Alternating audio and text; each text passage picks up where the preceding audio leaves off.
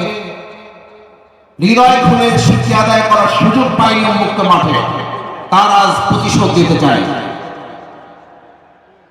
আলহামদুলিল্লাহ,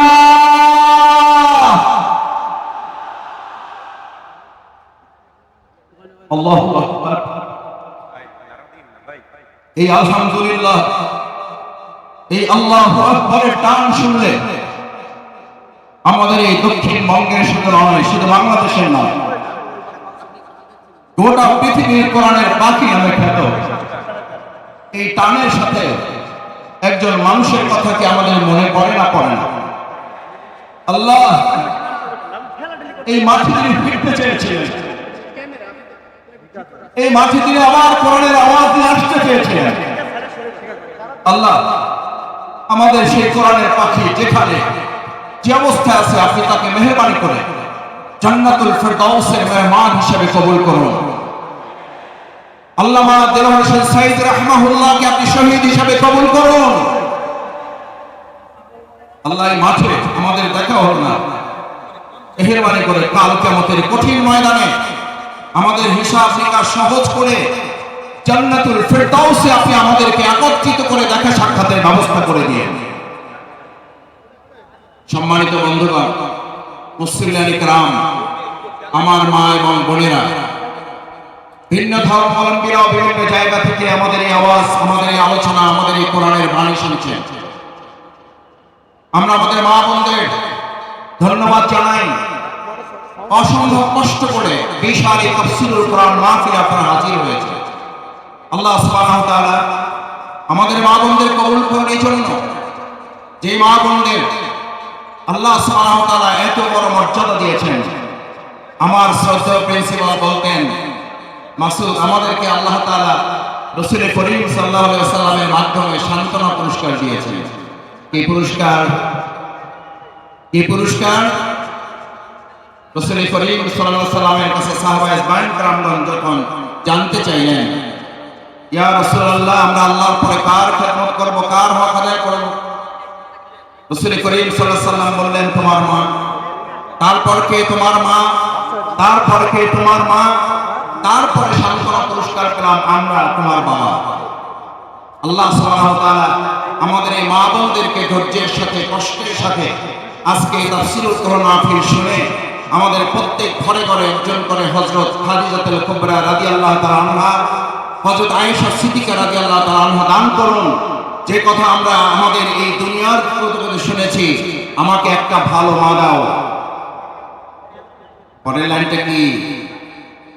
আমি তোমাদেরকে একটা ভালো গ্রাম দেব, আমি তোমাদেরকে ভালো পটুয়াখালী দেব, আমি তোমাদেরকে ভালো রাঙামালি, বাউফল দেব, মির্জাগঞ্জ দেব। আমাদেরকে একটা আল্লাহ কি ভালো মা দেন। আমাদের এই মা এবং বোনের জাতি যারা এসছে বিগত 17 বছরে তাদের ইজ্জত এবং আব্রু নিয়ে যারা তাল বাহানা করেছেন, ছিনিমিনি খেলেছেন, আজ কান খুলে শুনে রাখুন, আমাদের জীবন বাজি রাখবো। আমাদের মা বোনদের ইজ্জত দিয়ে ভবিষ্যতে আর কাউকে তাল বাহানা করতে দেওয়া হবে না। কারণ আমাদেরকে জিজ্ঞেস করা হয়, ইসলামী রাষ্ট্রে আমাদের মা এবং বোনদের ইজ্জত, তাদের সম্মানের মাপকাঠি কি? আমরা সম্মান এবং মাপকাঠি বলি আমাদের মায়ের জাতি, তারা সম্মান এবং মর্যাদার উচ্চ মানে তারা থাকবেন। আলহামদুলিল্লাহ, প্রিয় নবী মুহাম্মদ রাসূলুল্লাহ নাই, রাসূল করিম সাল্লাল্লাহু কৃপণ বলেছেন তাকে যে বাস ভাড়া দিতে পারে না।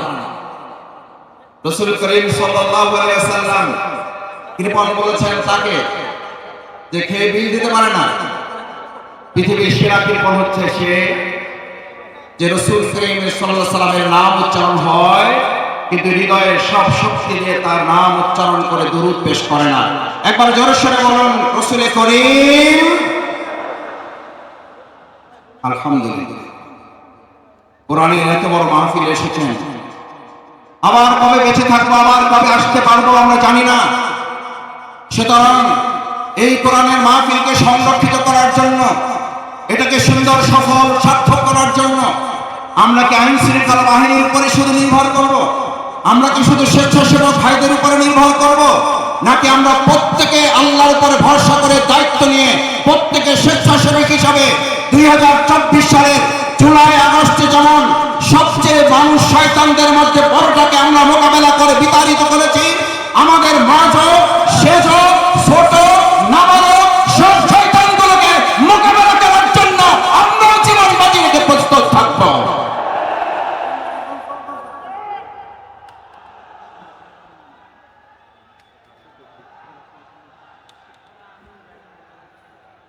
সম্মানিত ভাই এবং বন্ধুগণ, মহাগ্রন্থ আল কোরআন, কোরআনের তাফসীর আপনারা শুনতে এসেছেন।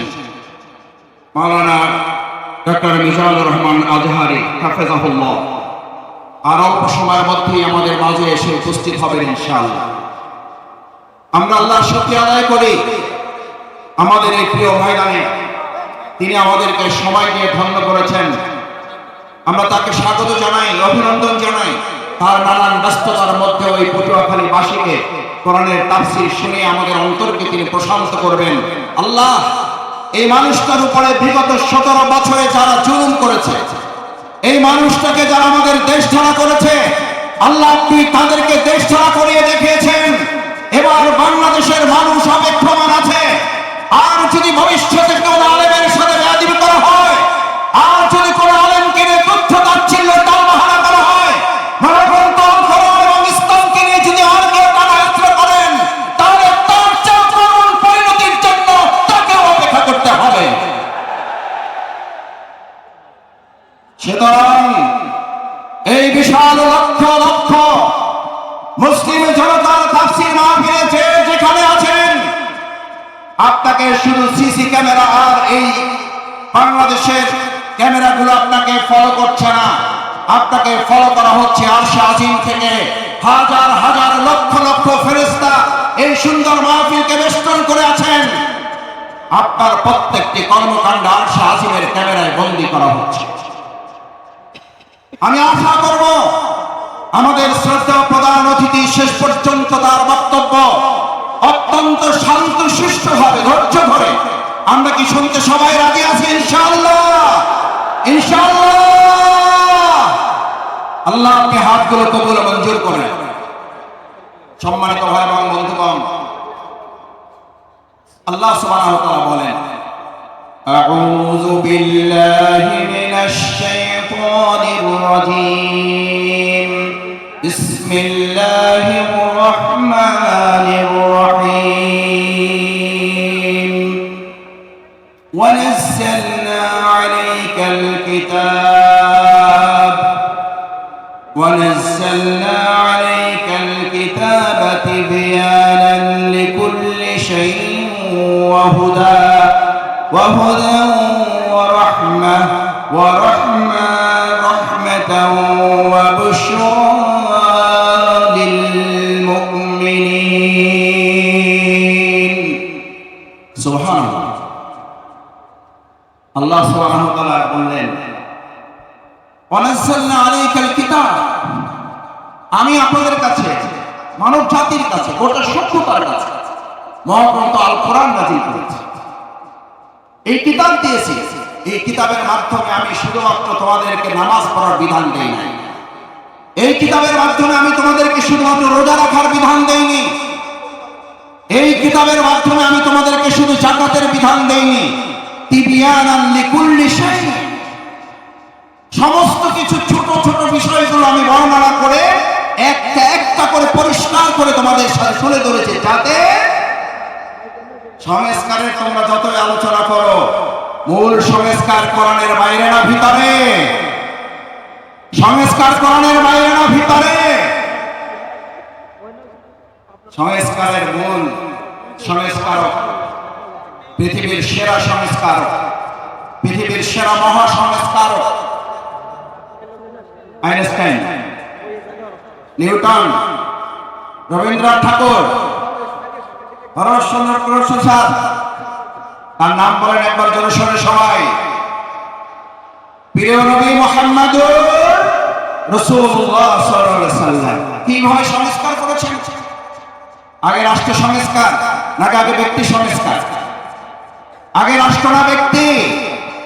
রাসূল করিম সাল্লাল্লাহু আলাইহি সাল্লাম আগে কি সোনার মদিনা করেছেন না সোনার মানুষ করেছেন? আল্লাহ রাসূল করিম সাল্লাল্লাহু আলাইহি ওয়াসাল্লাম সোনার মানুষ বানিয়েছেন। আমরা আগে থেকে আপনাদের থেকে শুরু করতে চাই। আমরা আগে সোনার বাংলাদেশ চাই, আমরা সোনার বাংলা তৈরি করতে চাই, অথচ সোনার মানুষের কোনো খবর নাই। আমরা শুনতে পাই আমাদের স্লোগান তোলা হয়েছিল 7.5 কোটি মানুষের কম্বল, আমার কম্বলটা আমি পাইলাম না। তখন তারা ছিল কম্বল চোর, আর এখন তারা ডিজিটাল যুগে এসে তারা হয়েছে বাংলাদেশের সকল ব্যাংকগুলো ব্যাংকের চোর তারা পরিণত হয়েছে। সম্মানিত ভাই এবং বন্ধুগণ, আল্লাহ তাআলা কোরআন নাযিল করে, কিতাব নাযিল করে আমাদেরকে জানালেন তোমাদের জন্য 4টা সুসংবাদ দিচ্ছি। কয়টা? হুদা, এটা রোডম্যাপ দিয়ে দিলাম, সংস্কারের কর্মপন্থা তোমাদেরকে দিয়ে দিলাম। এমন হিদায়াত যে হিদায়াতের মাধ্যমে হযরত ওমর ফারুক রাদিয়াল্লাহু তাআলা আনহুর মতো সেই সময় স্থান গ্রহণের আগে সবচেয়ে খারাপ মানুষটা এই মহাগ্রন্থ আল কোরআনের মাধ্যমে সবচেয়ে সুন্দর সোনার মানুষে পরিণত হয়েছে। সেই মহাগ্রন্থ আল কোরআন আমাদের মাঝে আছে না নাই? তাহলে আমরা আমাদের আজকের বাংলাদেশে যদি সোনার বাংলা করতে চাই, তাহলে আমরাও আমাদের এই কোরআনের আলোকে এই লোকগুলোকে সোনার মানুষে পরিণত করা যাবে, নাকি আমাদের মত দিয়ে মানুষের তৈরি করা তন্ত্র মন্ত্র দিয়ে তাদেরকে পরিবর্তন করা যাবে? যদি সোনার বাংলা করতে হয় তাহলে আল কোরআন দিয়ে করা যাবে, নাকি মানুষের তৈরি করা মতামত দিয়ে করা যাবে? যদি কোরআন দিয়ে করা যায় তাহলে সেই কোরআনের বাণী আজকে শুধু শুনবো না, সেই কোরআনের বাণী আমরা সংসদে পাঠাবার ব্যবস্থা করবো ইনশাআল্লাহ।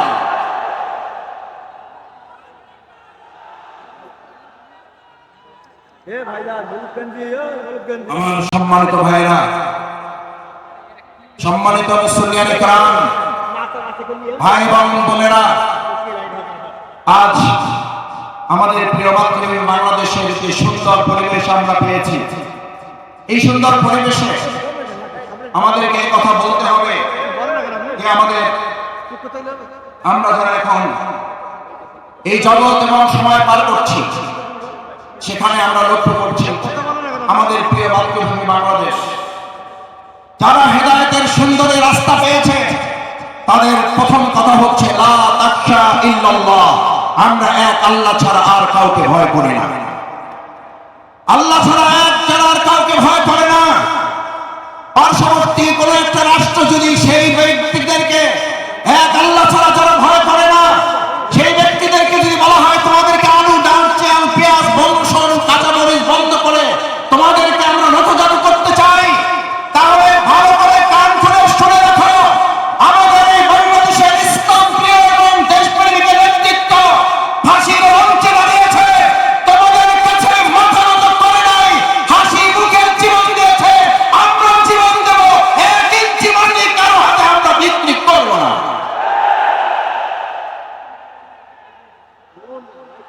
আমার তরুণেরা, আমার যুবকেরা এখানে আছে, আমার তরুণেরা, আমার যুবকেরা 2024 সালের জুলাই আগস্টে স্লোগান তুলেছিল, ঢাকা না, ঢাকা না,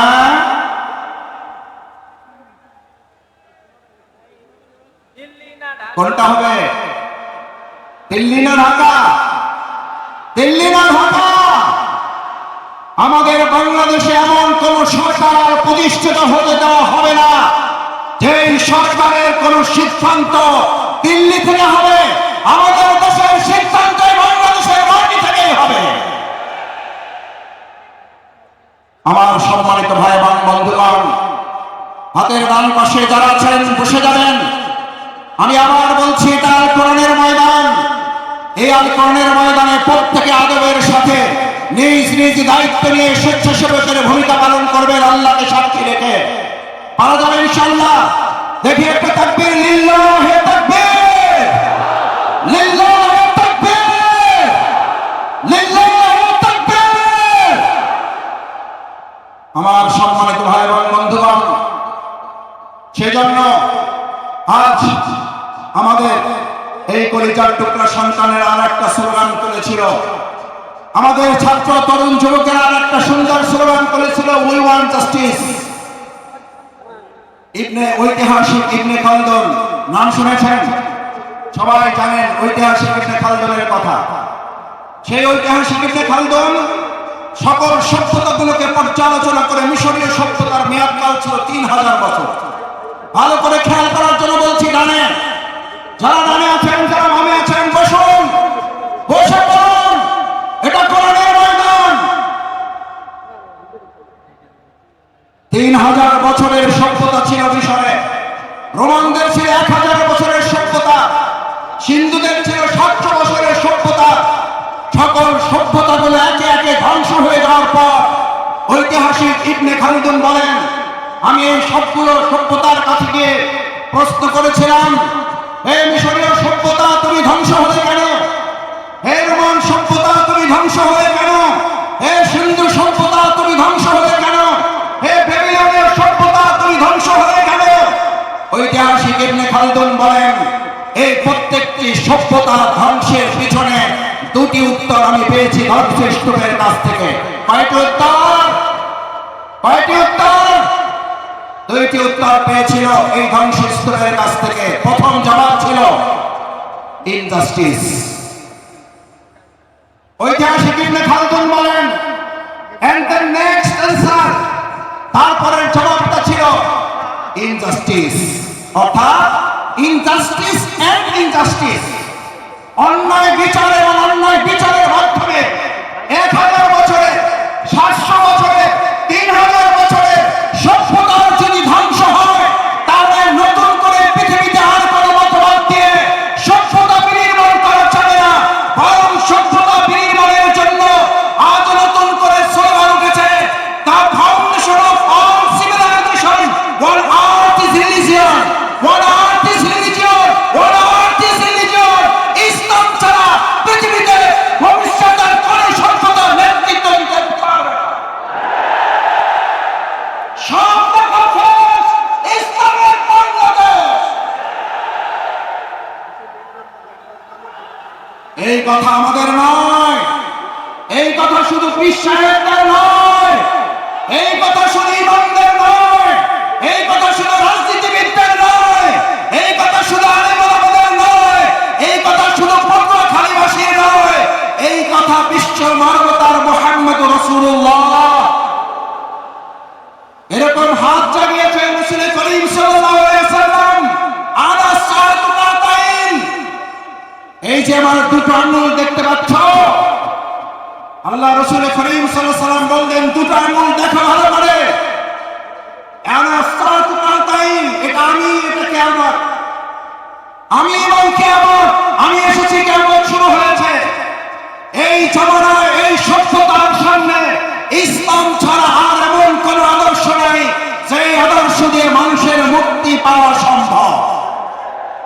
সুতরাং আজ এরকম একটি প্যান্ডেল নয়, দুটি প্যান্ডেল নয়, 3টি, 4টি, 5টি, 7টি নয়, 9টি প্যান্ডেলে ভর্তি হওয়া ভাই এবং বন্ধুগণ, আমার বোনেরা, আজ আমাদের এখান থেকে সিদ্ধান্ত নিতে হবে, এই ভেঙে যাওয়া পৃথিবী গড়ে তোলার জন্য আল্লাহ সুবহানাহু ওয়া তাআলা প্রিয় নবী মুহাম্মদ রাসূলুল্লাহ সাল্লাল্লাহু আলাইহি ওয়াসাল্লামকে দিয়ে ঘোষণা দিয়েছেন, এক ইসলামী সভ্যতা ছাড়া ভবিষ্যৎ আর কোন সভ্যতা মানুষকে মুক্তি দিতে পারবে না। যদি তাই না পারে, তাহলে আমাদের জন্য আল্লাহ তাআলার পরের ঘোষণা হচ্ছে, তিবিয়ানান লিকুল্লি শাইইন ওয়া হুদান ওয়া রাহমা ওয়া বুশরা লিল মুমিনিন।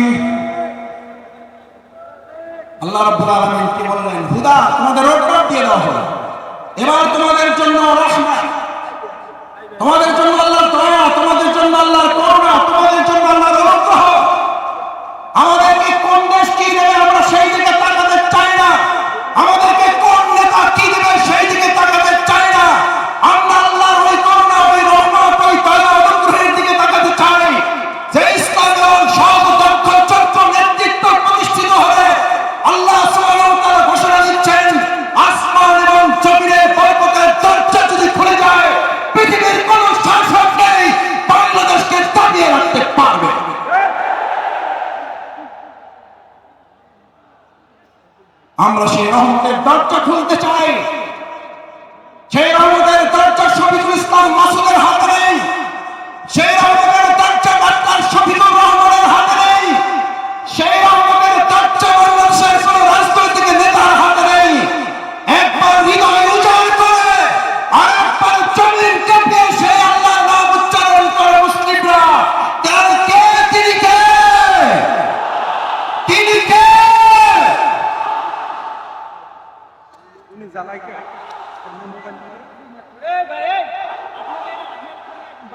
রহমা। এরপর আল্লাহ সুবহানাহু ওয়া তাআলা বলেন তিবিয়ানান লিকুল্লি শাইইন ওয়া হুদান ওয়া রাহমা ওয়া বুশরা লিল মুমিনিন। আল্লাহ তাআলা আমাদেরকে হেদায়েতের রোডম্যাপ দিলেন, যদি হেদায়েতের মূল রাস্তায় চলতে পারো, যদি এবার আল্লাহর দয়া নিয়ামত অনুগ্রহের চাদরে করে আচ্ছাদিত হতে পারো, এবার তোমাদেরকে আর কেউ দুঃসংবাদ দিয়ে ভীত সন্ত্রস্ত করতে পারবে না, তোমাদেরকে দুর্বল করতে পারবে না, এবার তোমাদেরকে কেউ দুশ্চিন্তাগ্রস্ত করতে পারবে না। এবার আমি আল্লাহ তোমাদেরকে জানিয়ে দিচ্ছি, এই মহাগ্রন্থ আল কোরআন খুঁটে খুঁটে যদি তোমরা অনুকরণ করতে পারো, এর আলোকে যদি রান্নাঘর থেকে শুরু করে সংসদ ভবন পর্যন্ত শুধুমাত্র জাতীয় মসজিদ বাইতুল মুকাররম আল্লাহর বিধানের আলোকে চলবে না, বাইতুল মুকাররমের পাশাপাশি গণভবন, বঙ্গভবন, সংসদ ভবন যখন পরিচালিত হবে, আল্লাহ বলেন গোটা দুনিয়ার কোন প্রান্ত থেকে তোমাদের সুসংবাদ দরকার হবে না। আমি আল্লাহ ঘোষণা করছি অবশ্যরা লিল মুমিনিন। এই সুসংবাদের মালিক কে? এই সুসংবাদের মালিক কে? China, Russia, Bharat, America, German, France? আর একবার মন উজাড় করে হৃদয় থেকে জোরে আওয়াজ করে বলুন, এই সুসংবাদের মালিক কে? কিন্তু শর্ত প্রযোজ্য। সময় শেষ, এখন আজানের বিরতি হবে। আমি একটা কথা বলে আমার বক্তব্য টানতে চাই। এই যে এত ভালো ভালো খবর দিলাম, মোবাইল কোম্পানিগুলো বড় বড় লেখা থেকে বিজ্ঞাপন, এই অফার সেই অফার, শেষে ছোট করে লেখা থাকে শর্ত শর্ত প্রযোজ্য। আল্লাহ তাআলা শর্ত প্রযোজ্য করে দিলেন লিল মুমিনিন, এর জন্য তোমাদের মুমিন হতে হবে। আজ এখানে সিদ্ধান্ত নিতে চাই, এই তাফসীরুল কোরআন মাহফিল থেকে ডক্টর মিজানুর রহমান আজারী শাহবানুল উলামায়ে কেরাম আমাদের সামনে কোরআনের বয়ান পেশ করেছেন, করবেন। এর আলোকে পরিপূর্ণ ঈমানদার হয়ে আল্লাহর জমিনে আল্লাহর দ্বীন কায়েমের জন্য কোরআনের খাদেম হিসেবে এখান থেকে বিদায় নিতে রাজি আছে যারা হাত জাগা। আল্লাহ মেহরবানি করে দুনিয়ার ক্যামেরায় হাতগুলো যদি ভালো পড়ে, আপনার আরশে আসিমের ক্যামেরায় এই হাতগুলো বন্দী করে কালকে আমাদের দিন আমাদের দেখে দেখে নাজাতের বাণী হিসাবে জান্নাতুল ফেরদাউসের জন্য আপনি কবুল মঞ্জুর করে নিয়েন। সুবহানাকাল্লাহুম্মা বিহামদিকা আশহাদু আল লা ইলাহা ইল্লা আনতা আস্তাগফিরুকা ওয়া আতুবু ইলাইক। আসসালামু আলাইকুম ওয়া